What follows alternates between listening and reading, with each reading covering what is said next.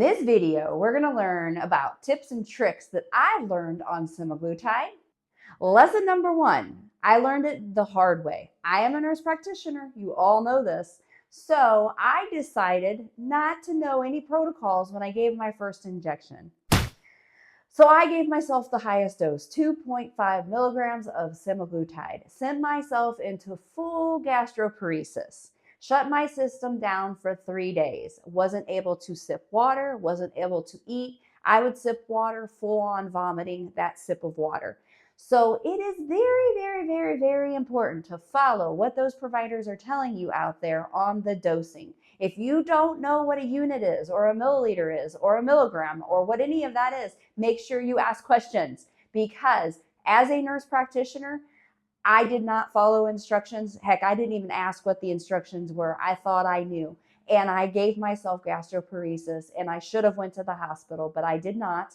So that is tip number 1. Follow what you're told. And if you don't know, ask questions. Very important. Another very important piece of tip number 1, make sure you go to the hospital. Don't be like Angela. Not a good idea. Go to the hospital. I needed IVs. I needed antiemetics to keep me from vomiting so much. It's very important to go seek medical attention. Tip number 2, I have IBS, have always had issues with my bowels. So my biggest issue is constipation and then diarrhea. So I will go combo, back and forth. So it is extremely important to make sure that you are managing your bowels. If you need help with this, contact your provider and make sure that you're talking to them, because the constipation is no joke and the diarrhea is no joke. So fiber, water, Miralax. Always have them on hand, but make sure you're taking them as well as the probiotic. Those are excellent tips to live by. You have to do that. Very important. If you need help, especially if you get impacted or obstructed, go to the hospital. Do not sit there and say, I'll go tomorrow, and then you're a week out and you're in excruciating pain. Seek help. I promise, and it will happen. You need to get help. All right, so I'm a sweets person. I've always loved my sweets, but I actually enjoy my new lifestyle where I'm not craving them as much.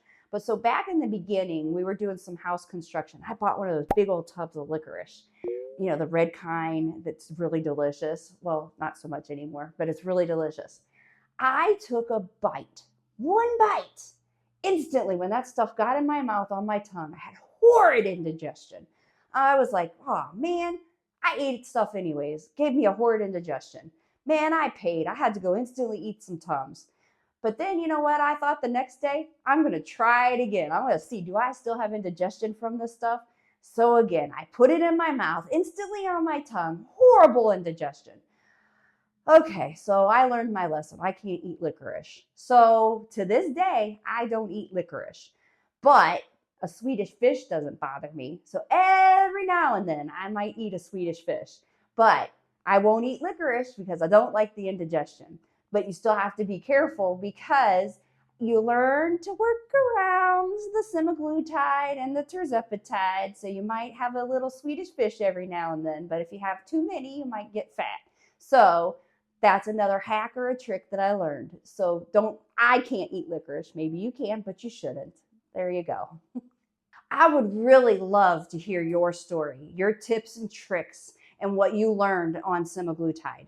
Please drop your comments so that I can read it and see what you learned while you were on these meds.